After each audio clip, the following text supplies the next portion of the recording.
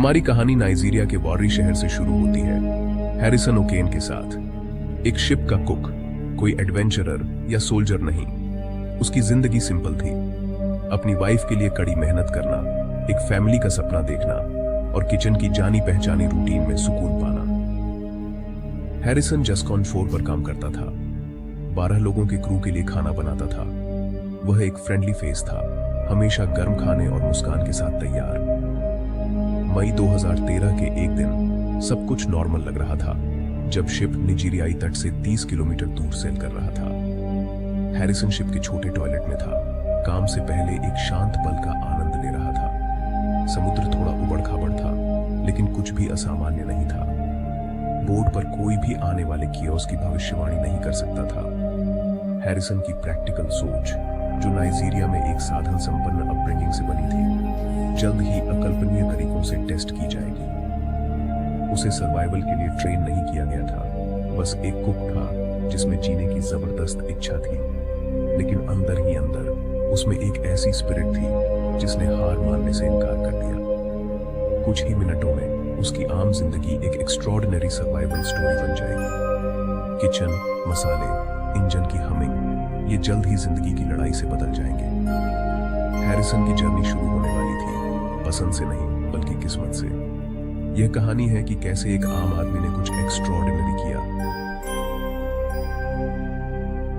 26 मई 2013 को जस्कॉन 4 अटलांटिक में एक रूटीन मिशन पर था। अचानक मौसम हिंसक हो गया, लहरें राक्षसी हो गईं, आसमान काला पड़ गया। एक रोग वेव ने टगबोट से टकराकर उसे लगभग तुरंत मोमेंट दिया। अलार्म बजने लगे, कियोस फैल गया और चारों तरफ से पानी अंदर आने लगा। क्रू के पास लाइफ जैकेट या इमरजेंसी प्रोसीजर के लिए टाइम नहीं था। शिप 30 मीटर नीचे समुद्र तल में जा गिरा, उल्टा होकर। हैरिसन अपने क्रूमेट से अलग हो गया, अंधेरे में फंस गया। ऊपर तूफान रेजिंग था, नीचे खामोशी और ठंड छा गई। जस्कॉन 4 कभी उसका वर्क प्लेस, अब एक कब्र था। सर्वाइवल की लड़ाई सबसे हॉस्टाइल एनवायरनमेंट में शुरू हो चुकी थी, जिसकी कल्पना की जा सकती थी। हैरिसन की दुनिया अब समुद्र का तल थी, दो स्वप्न अभी शुरू ही हुआ था।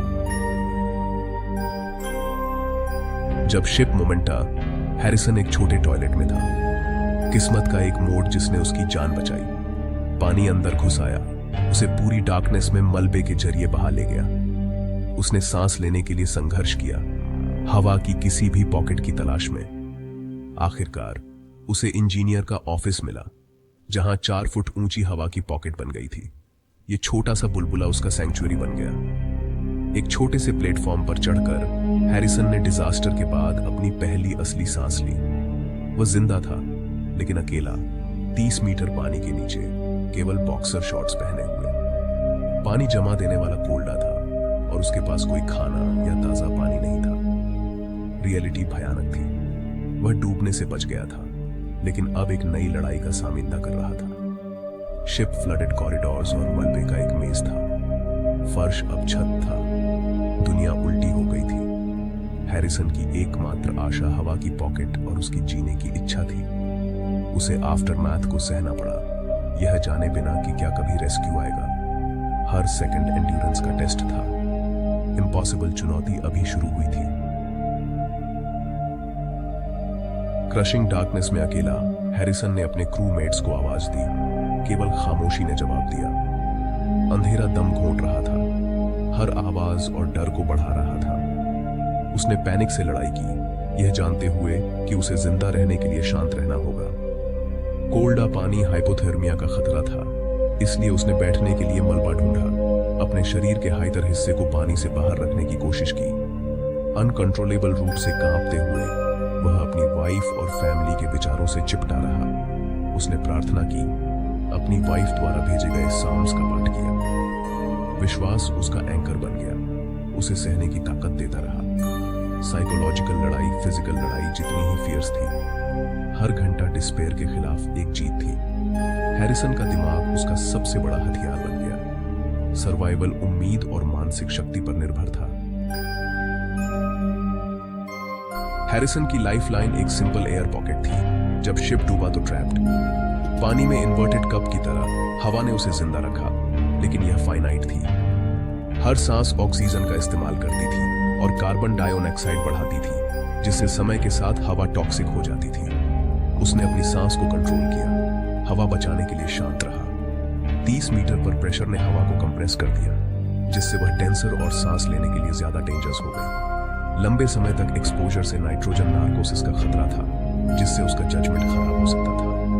हैरिसन ने मेंटल फॉग और बढ़ती CO2 से लड़ाई की, यह जानते हुए कि टाइम खत्म हो रहा था। उसे एक हथौड़ा मिला और उसने हल पर टैप किया।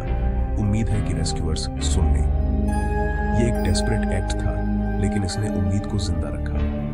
यहां तक कि एक्सट्रीम स्ट्रेस में भी उसकी प्रैक्टिकल थिंकिंग ने उसे एक फाइटिंग चांस दिया। सर्वाइवल का विज्ञान अब उसकी रियलिटी थी। हर सांस समय के खिलाफ एक दौड़ थी। लगभग 3 दिनों तक हैरिसन ने लगातार ठंड और प्यास से लड़ाई की। हाइपोथर्मिया एक लगातार खतरा था।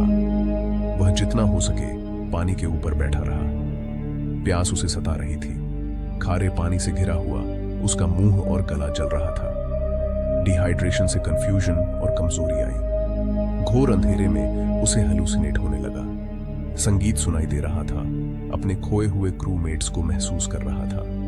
मछलियां और केकड़े उसकी त्वचा को कुतर रहे थे। चारों ओर मौत की क्रूसम रिमाइंडिंग। डर हमेशा मौजूद था। डूबने का डर, खाए जाने का डर, अकेले मरने का फियर। उसने गाया, प्रार्थना की और उम्मीद से चिपटा रहा। साइकोलॉजिकल टोल बहुत ज्यादा था, लेकिन उसने हार मानने से इनकार कर दिया। हैरिसन ने खुद से वादा किया कि वह जिंदा रहेगा और अपनी वाइफ को फिर से देखेगा। उसका डिटर्मिनेशन अटूट था। जीने की इच्छा ने उसे तब भी चलाए रखा जब सब कुछ फेल हो गया। हर पल डिस्पेयर के खिलाफ एक लड़ाई थी। सर्वाइवल मन, शरीर और आत्मा का एक टेस्ट था।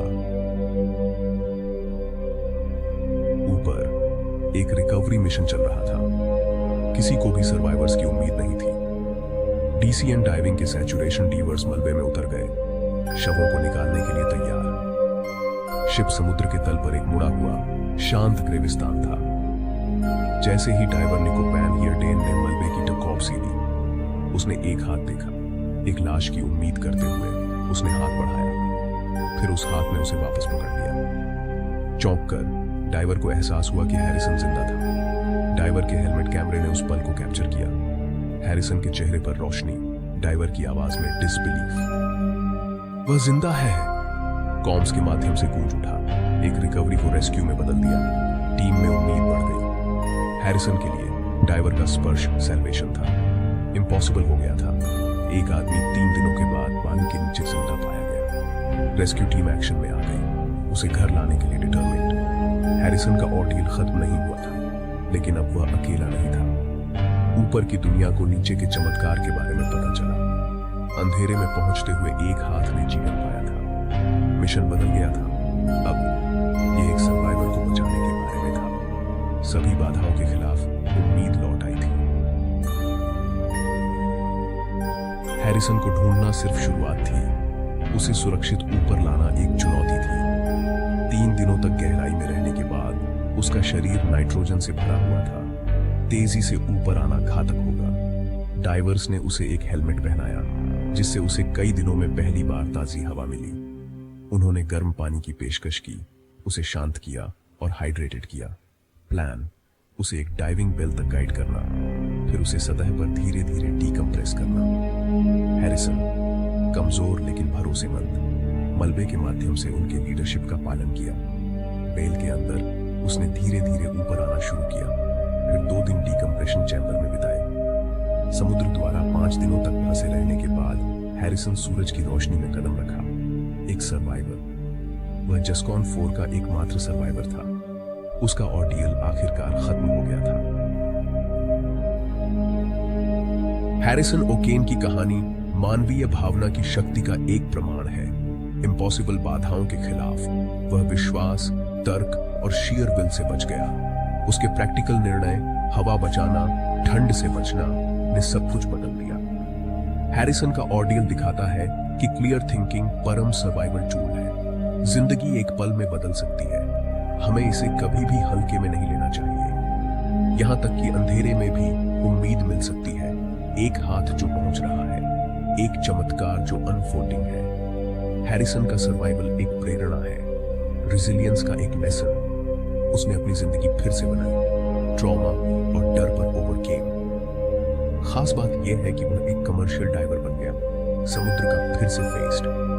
उसकी कहानी सिर्फ समुद्र में जिंदा रहने के बारे में नहीं है, बल्कि आगे बढ़ने की ताकत ढूंढने के बारे में है। जीने की इच्छा प्रकृति की एक शक्ति है। हैरिसन की जर्नी हमें याद दिलाती है, कभी हार मत मानो, चाहे परिस्थितियां कितनी भी गंभीर क्यों न हो। चमत्कार हो सकते हैं, यहां तक कि समुद्र के तल पर भी।